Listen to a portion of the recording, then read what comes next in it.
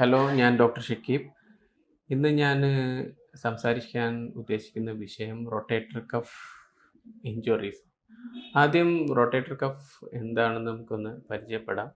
ഷോൾഡറിലെ പ്രധാനപ്പെട്ട ഒരു മസിൽ വള്ളികളുടെ ഗ്രൂപ്പാണ് റൊട്ടേറ്റർ കഫ് എന്ന് പറയുന്നത്.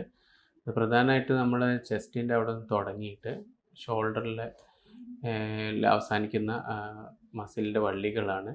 നമുക്ക് പ്രധാനമായിട്ടും മോൾ ഭാഗത്ത് ഒരു റൊട്ടേറ്റർ കഫ് മസിലുണ്ട്. അതിൻ്റെ പേര് സുപ്രാസ്പൈനറ്റസ് എന്നാണ്. മുൻഭാഗത്ത് സബ്സ്കാപ്പുലാരിസ് എന്ന് പറഞ്ഞ ഒരെണ്ണമുണ്ട്. പുറകിൽ ഇൻഫ്രാസ്പൈനറ്റസ് ആൻഡ് ടെറസ് മൈനസ് എന്ന് പറഞ്ഞ രണ്ടെണ്ണമുണ്ട്. ഇതിൽ ഏറ്റവും കൂടുതൽ പരിക്ക് പറ്റുന്ന റൊട്ടേറ്റർ കഫ് മസിലാണ് സുപ്രാസ്പൈനറ്റസ് എന്ന് പറയുന്ന മസിലിൻ്റെ വള്ളി. ഈ സുപ്രാസ്പൈനറ്റസ് മസിൽ വള്ളി സാധാരണ പരിക്ക് കാണുന്നത് കുറച്ചും കൂടി മിഡിൽ ഏജ്ഡായ ആൾക്കാർ, മിഡിൽ ഏജ് കഴിഞ്ഞ് പ്രായമുള്ള ആൾക്കാർക്ക് ചെറിയ ട്രിവിയൽ ഫോൾ അഥവാ ചെറിയ വീഴ്ചയിലൂടെ ഇത് പൊട്ടാറുണ്ട്.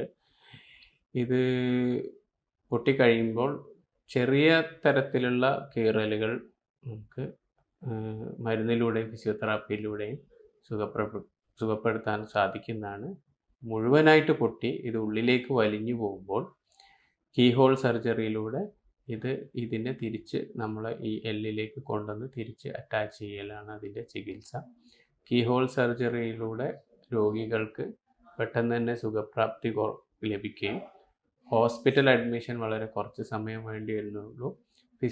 കീഹോൾ സർജറിക്ക് ശേഷം മരുന്നിലും ഫിസിയോതെറാപ്പിയിലൂടെയും ഈ റൊട്ടേറ്റർ കഫ് മസിൽസിലുള്ള പരിക്കുകൾ പൂർണ്ണമായിട്ടും ചികിത്സിച്ച് ഭേദമാക്കാവുന്നതാണ്.